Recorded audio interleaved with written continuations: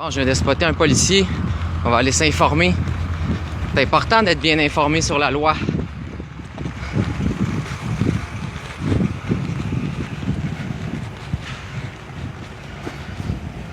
Salut, j'ai une petite question pour toi. Là, tu sais que je te filme. C'est beau. Écoute, je viens de lire un truc que je trouve problématique. Je viens de lire que la ville de Sherbrooke aurait fait passer un règlement municipal qui, en fait, donnerait le pouvoir aux policiers de détenir les gens pendant une nuit jusqu'à 5 heures le lendemain matin s'ils se conforment pas au couvre-feu à répétition. Est-ce que cette information-là est véridique? Est-ce que toi, tu as été informé de ça?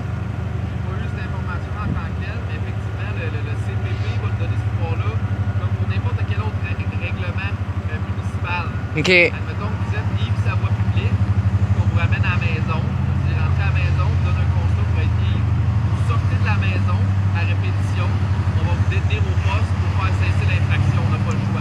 OK. Ça va être le même principe pour le couvre-feu, le CPP vous accorde ce pouvoir-là. OK.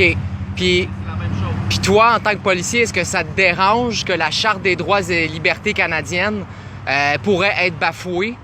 Parce que dans le fond, d'habitude, le fédéral a toujours préséance sur tout ce qui est provincial puis municipal. Fait que moi, ma question, c'est est-ce que toi, en tant que policier, tu ferais enforcer ça, cette loi-là, même si ça va à l'encontre de la Charte canadienne des droits et libertés? C'est un règlement municipal. C'est au niveau du municipal. Parce que ça, je te dis, le municipal peut pas passer par-dessus le fédéral. Là. Ça s'est jamais vu en jurisprudence nulle part au Canada. Par-dessus, justement. Mais parce que la Charte canadienne des droits et libertés stipule que tout individu a le droit de circuler. Là. C'est un des droits fondamentaux au Canada. OK, mais là vous ostinez le couvre-feu, c'est ça? Pas Ben, le règlement municipal. Ben, c'est parce que là, comme je te dis, c'est parce que là, si vous avez fait passer une loi à Sherbrooke municipale qui vous donne un pouvoir via le couvre-feu, ben c'est parce que dans le fond, ce pouvoir-là, il se trouve à pas être actif, là, vu que vous bafouez, dans le fond, la Charte canadienne des droits et libertés. Fait que moi, en fait, je veux juste vous aviser que si vous le faites, c'est sûr que la police de Sherbrooke puis la ville de Sherbrooke vont être poursuivis. Là. Il y a des avocats qui sont là-dessus. Ça, ben, je ne peux pas plus de commentaires là-dessus, mais c'est pas inquiétant du tout parce que c'est la loi sur la santé publique qui s'accorde de pouvoir. La loi Mais- sur la santé publique, c'est très large. Ouais, mais la loi sur la santé publique, c'est pas une loi qui a été votée à l'Assemblée nationale. Là. C'est vraiment un décret. Puis un décret, c'est un pouvoir temporaire qui peut pas dépasser la Charte canadienne des droits et libertés au Canada. Et là, quand même, Oui, mais ce que je veux dire, c'est que les amendes présentement que vous distribuez pour le couvre-feu ou pour la loi de la santé publique, elles sont pas constitutionnelles. Puis moi, je le sais parce que dans le fond, j'en ai reçu une, j'ai plaidé non coupable, puis j'ai reçu une lettre du ministère de la Justice qui m'a informé que le poursuivant abandonnait sa poursuite. Parce que moi, je me suis renseigné auprès d'un avocat constitutionnaliste, puis ce qu'il m'a dit, c'est que dans le fond, la couronne, c'est impossible qu'il accepte de poursuivre parce que dans le fond, on n'a pas brisé aucune loi au civil puis aucune loi au criminel. mais c'est ça, moi, je vous crois pas, là, parce qu'on a fait plein de constats.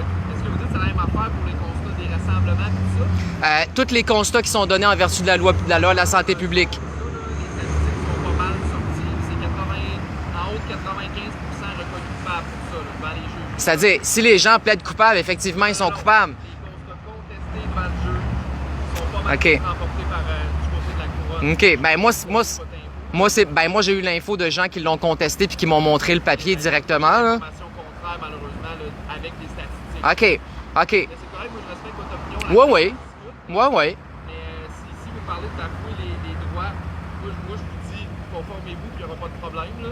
Ouais, mais c'est ça, c'est parce que c'est un droit fondamental au Canada puis au Québec là, de se promener librement. Là. On n'est pas en guerre, là, tu sais, là. On n'est pas en guerre. Je comprends, mais bon. OK. Ben, c'est cool. Fait que... Je respecte votre opinion, là. Ouais, ouais. Discutez avec les gens, mais si vous tenez absolument à la rencontre des règlements qui sont écrits, Ben, en ça va fait, être poche pour vous, là. Nous, on va appliquer on va appliquer la réglementation qui est valide et qui est légale. ça, je comprends, mais ce que je veux te dire, c'est que justement, au niveau... en tout cas, non, de toute façon, tu me l'as déjà dit que tu y croyais pas, mais OK, ben, garde, ça se peut. Ben, moi, comme je te dis, moi-même, je l'ai contesté, puis j'ai gagné sans même devoir aller en cours. Puis il y a eu d'autres gens qui l'ont fait, puis j'ai vu les lettres. Je parle aux procureurs, on leur parle de vive voix, ces gens-là. Ouais. On voit des constats qui sont déclarés coupables. Fait que Je comprends. je respecte ça, mais OK. je vous souhaite bonne chance là-dedans, puis restez safe. Mais si vous êtes dehors après 8 heures, il va y avoir des conséquences. Ouais. OK. Si vous voulez le faire à répétition puis passer la nuit en cellule, c'est plus économique. Ben, ça serait génial que quelqu'un le fasse puis qu'il se ramasse en cellule pour vrai, parce qu'après ça, on pourrait vous poursuivre avec la Charte canadienne des droits et libertés. Puis comme je vous dis, il y a déjà plusieurs avocats qui sont concernés puis que ça les dérange tout ça, là, puis ils sont sur le dossier. Fait que... Ouais, je sais que toi, en tant que policier, ça te dérange pas, là, tu sais, là, ta vie continue, mais juste que tu le saches que c'est parce que ça n'a pas d'allure. On peut pas restreindre le droit primaire des citoyens à marcher pour une histoire de virus, là. Mondial, oui, ils peuvent le faire. C'est pas moi qui le fais, ils peuvent le faire. Ouais.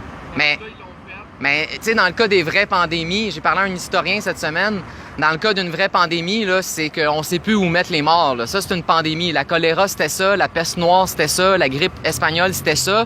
Là, présentement, non seulement on n'a pas trop de cadavres, mais en plus, ils nous laissent même pas faire des autopsies pour vérifier qu'ils sont bel et bien morts sur le COVID. En France aussi, il y a eu une pandémie, une simili-pandémie, puis il n'y a pas eu tant de morts que ça. Ouais. À un moment donné, on peut pas jouer avec les termes. Hey, je vous laisse aller, monsieur.